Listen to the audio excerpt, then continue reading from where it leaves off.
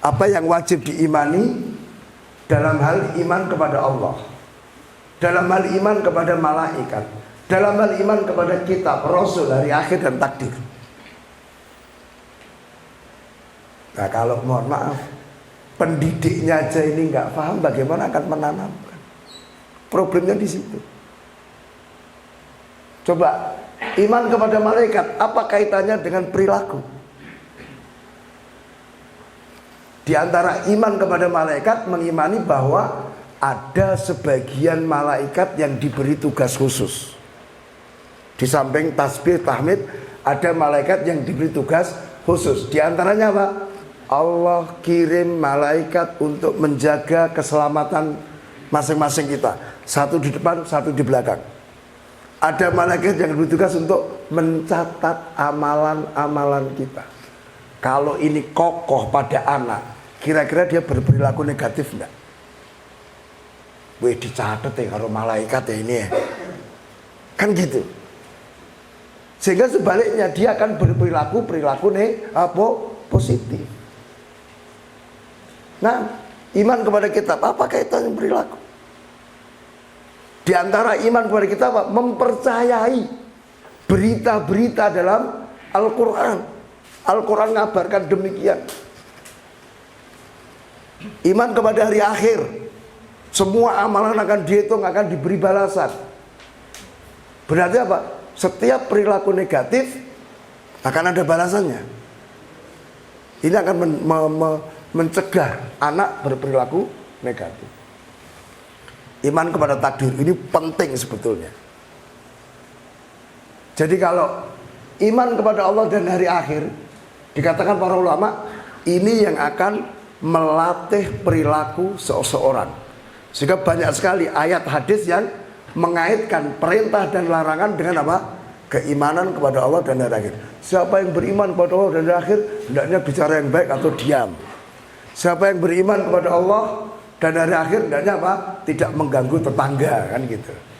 Nah sekarang iman kepada takdir ini penting, Pak. Kenapa?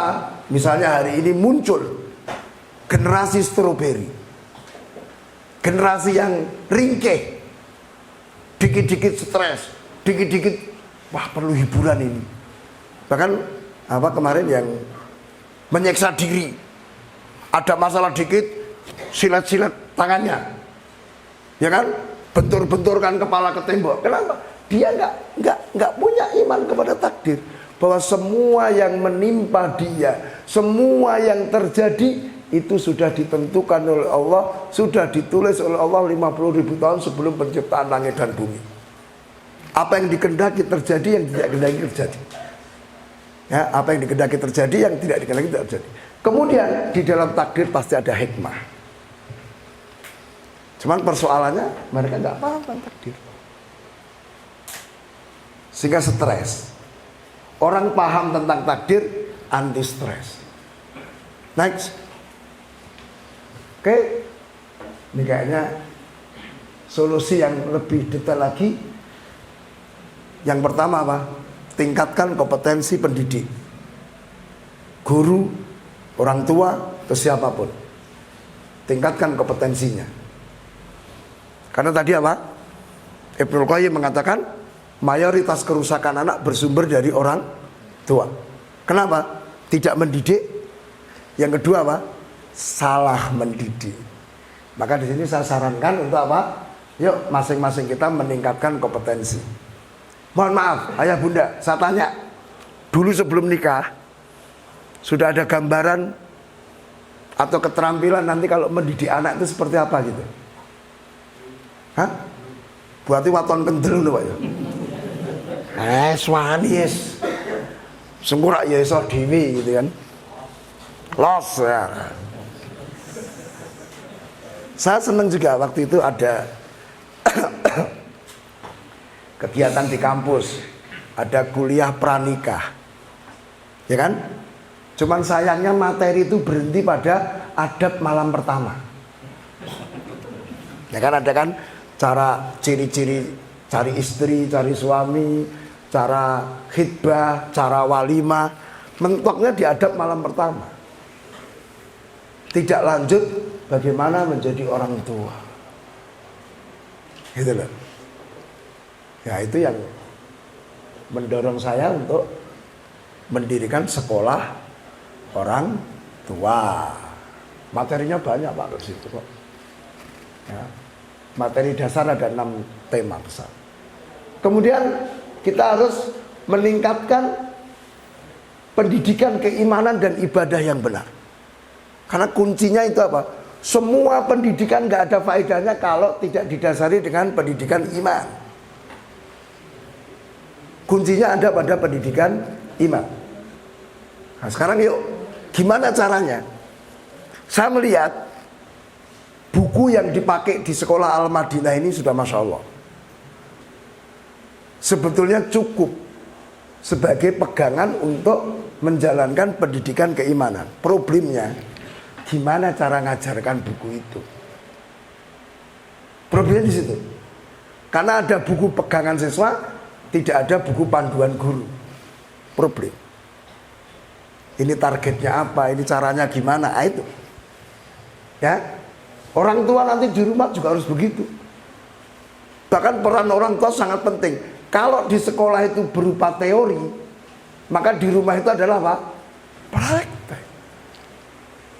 Allah itu Maha Pencipta, Dia mampunya. Nah, siapa yang menciptakan ini kok bunga ini ada yang merah, ada yang kuning, ada yang hijau ya. Hebat sekali Allah Ta'ala. Mewarnainya gimana? Dan sebagainya. Ya? Nah, kenapa hidungmu lubangnya 2? Kok nggak 1 gede aja? Ya kan nanti ujungnya sama kan? 2 kanan kiri ujungnya sama. Kok nggak 1 aja? Kenapa telingamu lubangnya menghadap ke bawah, nggak ke atas? Nah, itu nanti pendidikan ini. Kemudian apa? Ketika kita menghadapi satu kasus perilaku negatif, analisis secara mendalam. Sumbernya apa? Perilaku negatif itu seperti penyakit fisik Pak. Penyakit fisik itu biasanya apa? Demam. Cuman demam itu penyebabnya macam-macam. Ada virus, ada bakteri, ada infeksi. Kalau sekedar demam, paracetamol, ya turun 3 jam, naik lagi karena bukan sumbernya. Maka kalau misalnya ada kasus, ini anakku kok suka bohong, analisis sebabnya. Ajak dialog anak. Karena anak bohong itu macam-macam. Karena takut, nek ngaku malah diseneni kok. Nek ngaku jujur malah dihukum. Nah, bohong aja. Bapakku tuh seneng nek aku ngapusi. Nek dihapus itu malah seneng. Kalau anaknya jujur marah. Gitu kan macam-macam nanti. Coba bohong. Ya. Kemudian dari analisis tentukan sumber masalahnya apa. Baru berikan penanganan yang tepat. Oh sebabnya anak suka bohong karena takut sama bapaknya. Berarti penanganannya apa? Buat dia nyaman. Buat anak itu nggak takut sama bapaknya. Caranya apa? Banyak. Bisa aja diajak yuk ngopi, mangan-mangan gorengan, nongkring, ya kan? Selesai. Sehingga ketika anak udah nyaman, dia akan cerita. Wih, ayah, sebenarnya aku sedang jatuh cinta ini. Ya. Langsung bapaknya mau marah-marah, bahaya. Apa kamu ini? Haram itu. Kira-kira dia mau lanjut cerita enggak?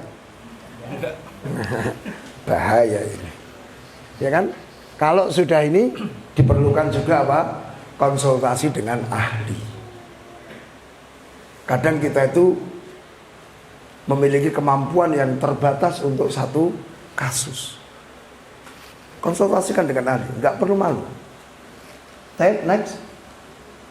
Ini yang harus dimiliki oleh seorang pendidik, orang tua atau guru ketika anak berperilaku negatif. Mendapati anaknya berperilaku negatif. 1, harus berilmu. Tadi, ini sebabnya apa? Penanganannya harus seperti apa? Harus berilmu. Yang kedua, berdoa kepada Allah. Penting banget. Banyak pendidik itu sibuk mencari solusi-solusi teknis. lupa bahwa Allah yang mengatur segala sesuatu. Allah yang menentukan soleh dan tidak soleh seseorang. Kenapa nggak diangkat tangan? Kita ini seringnya apa? Berdoa itu terakhir tuh, Pak. Nek wis mentok kabeh. Padahal mestinya enggak. Anak kita bermasalah atau tidak, yuk doa Rabbi habli minas solihin. Ya, Allahumma ja'alna minal muslimin al mu'minin al muwahhidin. Doa kepada Allah, ya Allah aslih dzurriyyati, ya Allah perbaiki anak-anakku. Apa keadaan? Masalah atau tidak ada masalah? Selalu begitu berdoa kepada Allah. Ini sering dilupakan. Padahal kalau Allah itu sudah menghendaki, selesai urusan. Banyak tuh kita dapati orang nyongko aku. Ngono iso. Mari. Padahal nemen lho iki bocah kuwi. Allah. Kemudian apa? Lemah lembut, Pak. Anak berperilaku negatif itu seperti anak sedang sakit fisiknya. Dan anak eloro seneni apa ora, Pak? Atau kita berlemah lembut? Lebih berlemah lembut. Mosok bocah loro watuk pilek, watuk meneh. Pilek meneh. Kan enggak. Dibutuhkan kesabaran. Kenapa? Ya namanya penyakit itu macam-macam. Apalagi penyakitnya sudah parah, sudah lama, butuh waktu penyembuhan yang biasanya lebih lama. Kalau tidak sabar, wes ora mari minggat to, minggat tenan wis. Ya. Jadi ketika anak kita berperilaku negatif, 4 ini, Pak. Kita harus ngerti sumbernya masalah dari mana, cara penanganannya bagaimana, apakah dengan cara konsultan, kemudian apa doa, lemah lembut supaya anak itu makin dekat dengan kita. Karena tadi anak berperilaku negatif karena kurang perhatian. Dia ingin cari perhatian. Tak silet-silet tanganku, bapakku gen ngerti, ku gen mesake karo aku. Nah ternyata apa? Bapaknya malah ndak. Ono wes suweken kabeh gak apa-apa wis. Bunuh diri akhirnya kan. Mestinya apa? Tambah lemah lembut, tambah dekat, terus lebih bersabar. Tanpa kesabaran tidak akan terbuka jalan penyelesaian. Nah, terakhir kita tutup dengan Ibnul Qayyim tadi mengingatkan kita tentang pengaruh orang tua dalam pendidikan. Tapi demikian secara singkat, ya, mudah-mudahan bermanfaat karena waktu, dan insya Allah nanti kita akan lebih banyak ditanya jawab. Baik, dari saya cukup. Kalau kelebihan waktunya saya mau dimaafkan. Jazakumullah khairan.